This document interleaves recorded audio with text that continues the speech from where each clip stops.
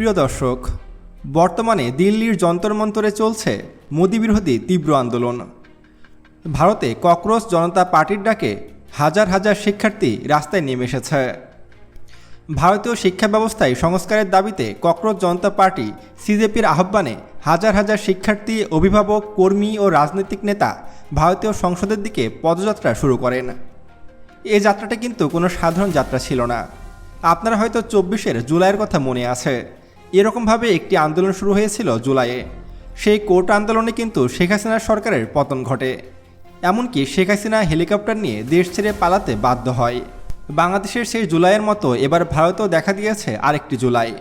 ভারতের ককরোচ জনতা পার্টি এক তীব্র আন্দোলনের ডাক দিয়েছে। তারা মূলত ভারতের যে সংসদ ভবন রয়েছে, সংসদ ঘেরাও আন্দোলন শুরু করেছে। ভারতীয় ককরোচ জনতা পার্টি যখন ভারতের সংসদ ভবনের দিকে যাওয়া শুরু করে, তখন কিন্তু তার ভিতরে ছিল নরেন্দ্র মোদী সরকার। এমনকি স্বয়ং নরেন্দ্র মোদী কিন্তু সংসদ ভবনে ভাষণ দিচ্ছিলেন।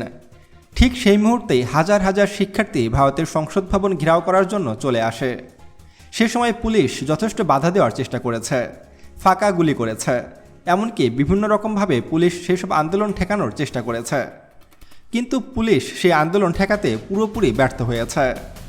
দিল্লির যন্তর মন্তরে জড়ো হওয়া এরকম হাজার হাজার শিক্ষার্থীকে ঠেকানোর মতো ক্ষমতা ভারতীয় পুলিশের ছিল না। তারা যখন চারদিক থেকে সংসদ ভবন ঘেরাও করে, তখন ভারতের প্রধানমন্ত্রী নরেন্দ্র মোদী পিছনের গোপন দরজা দিয়ে সংসদ ভবন ছেড়ে পালিয়ে যেতে বাধ্য হয়। এবারের মতো নরেন্দ্র মোদী সংসদ ভবন ছেড়ে পালিয়ে গেলেও হয়তো পরবর্তীতে আর পালানোরও জায়গা পাবে না। ভারতীয় ককরোচ জনতা পার্টির দাবি ছিল তারা তাদের শিক্ষামন্ত্রীর পদত্যাগ চায় এবং সেখানে ভালো এবং শিক্ষিত শিক্ষামন্ত্রী চায়। কিন্তু নরেন্দ্র মোদী প্রশাসন শিক্ষামন্ত্রী চেঞ্জ করেনি, উল্টারও শিক্ষার্থীদেরকে হুমকি ধামকি দেওয়া শুরু করে এই মোদী প্রশাসন। কিন্তু কোনো কিছুতেই ককরোচ জনতা পার্টিকে আটকাতে পারেনি মোদী প্রশাসন। এমনকি শেষ পর্যন্ত তারা সেই জঘন্য কাজটি করতেও বাধ্য হয়, যেটি করার জন্য শেখ হাসিনার পতন ঘটেছিল। দিল্লির বিভিন্ন মোবাইল নেটওয়ার্ক এবং ইন্টারনেট লাইন ভারত বন্ধ করে দেয় এবং শাটডাউন করে দেয় পুরো দিল্লি, যেন ভারতীয় এসব শিক্ষার্থীরা এক জায়গায় জড়ো হতে না পারে। আপনারা এখন স্ক্রিনে দেখতে পাচ্ছেন বাংলাদেশের বিখ্যাত গণমাধ্যম দ্য ডেইলি ইত্তেফাক একটি খবর প্রকাশ করেছে, যেখানে হেডলাইন করা হয়েছে ককরোচ পার্টির বিক্ষোভে রণক্ষেত্র দিল্লি, এবার বন্ধ হলো ইন্টারনেট। আসলে বাংলাদেশের মতো সেম ঘটনা এবার দিল্লিতেও দেখা দিয়েছে। বিশেষ করে ভারতের রাজধানী দিল্লিতে সংসদ ভবন অভিমুখে ককরোচ জনতা পার্টির বিক্ষোভ কর্মসূচিকে কেন্দ্র করে উত্তপ্ত পরিস্থিতির সৃষ্টি হয়। বিক্ষোভকারীদের ছত্রভঙ্গ করতে পুলিশ ব্যাপক হারে লাঠিচার্জ ও কাঁদানে গ্যাস ব্যবহার করে, কিন্তু কোনো কিছুতেই শিক্ষার্থীদেরকে আটকাতে পারেনি নরেন্দ্র মোদী প্রশাসন। বর্তমানে ভারতের শিক্ষা ব্যবস্থার অবস্থা বাংলাদেশের চেয়েও অনেক বেশি খারাপ। তাদের দেশে নেই কোনো উন্নত মানের কলেজ, নেই কোনো উন্নত শিক্ষা ব্যবস্থা। এমনকি ভারতে যতগুলো গুরুত্বপূর্ণ পরীক্ষা হয়, সবগুলো পরীক্ষার প্রশ্নপত্রই ফাঁস হয়।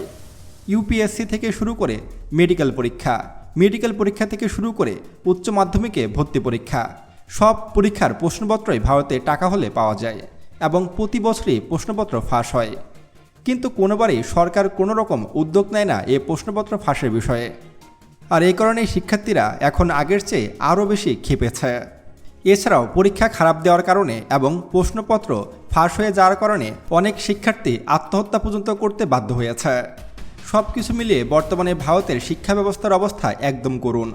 আসলে যে দেশের প্রধানমন্ত্রী একজন চাওয়ালা হয় এবং যে দেশে সব মূর্খরা সংসদে বসে, যে দেশে এত বেশি অনিয়ম ও দুর্নীতি চলে, সেই দেশের অবস্থা এমন হবে না তো আর কোন দেশের অবস্থা এমন হবে?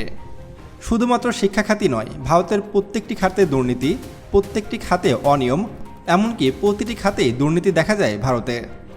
যদিও বিভিন্ন সময় বিভিন্ন মানুষ ভারত সরকারের বিরুদ্ধে এগুলোর প্রতিবাদ জানানোর চেষ্টা করেছে, কিন্তু তাদেরকে দমন করে দিয়েছে ভারতীয় সরকার।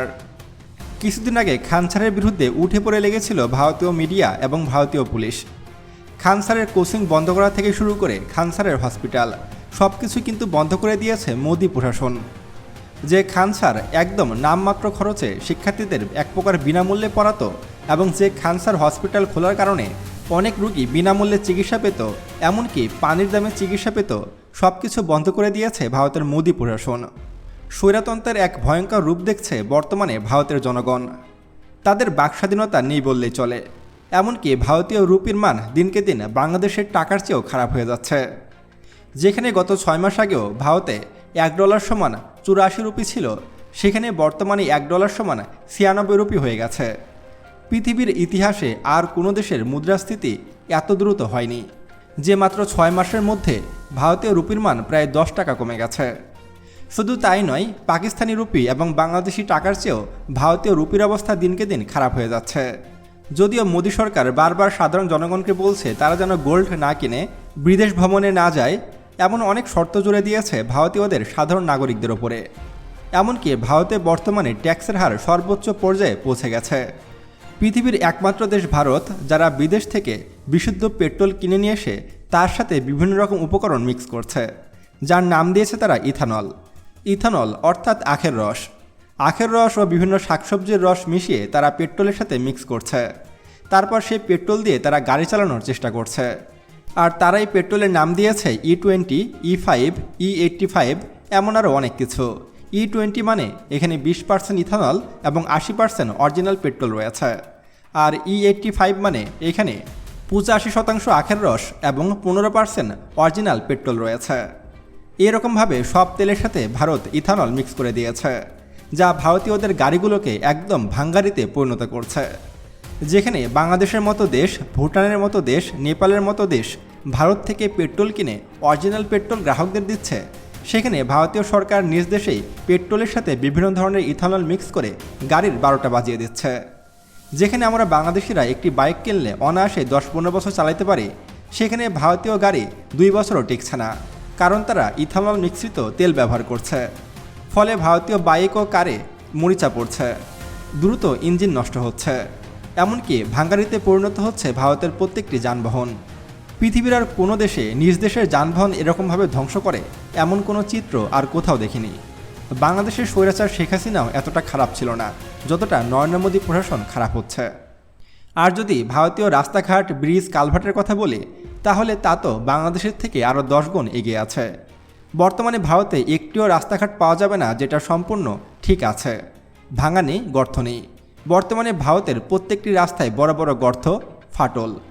এমনকি সাধারণ ভারতীয়রাও এখন ব্রিজের উপর দিয়ে যেতে ভয় পায়, কারণ কখন যে ব্রিজ ধসে যায় তার কোনো গ্যারান্টি নেই। একের পর এক ব্রিজ ধসে পড়তে দেখা যায় ভারতের বিভিন্ন রাজ্যে। সব কিছু মিলিয়ে ভারতে বর্তমানে দুর্নীতির এক মহা উৎসব চলছে। আমি যদিও বাংলাদেশি, আমি যদি ভারতীয় হতাম তাহলে এই আন্দোলনে আমি সবার আগে থাকতাম।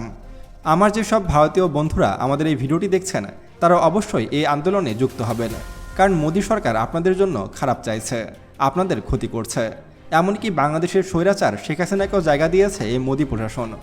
আপনারা যদি মোদী প্রশাসনকে সরাতে সক্ষম হন, তাহলে আমরা হাসিনা আপাকে খুবই দ্রুত দেশে নিয়ে এসে ফাঁসি কার্যকর করতে পারবো। তো বন্ধুরা, ভিডিওটি ভালো লাগলে অবশ্যই একটি লাইক দেবেন এবং কমেন্টে জানাবেন পরবর্তীতে কী ধরনের ভিডিও দেখতে চান। আর এমন ভিডিও পেতে এখন আমাদের ইউটিউব চ্যানেল সায়েন্স বিটিকে সাবস্ক্রাইব করুন এবং পাশে আসা বেল বাটনে ক্লিক করুন। তো দেখা হচ্ছে পরবর্তী ভিডিওতে। ততক্ষণ পর্যন্ত সুস্থ থাকবেন, ভালো থাকবেন, আল্লাহ হাফেজ।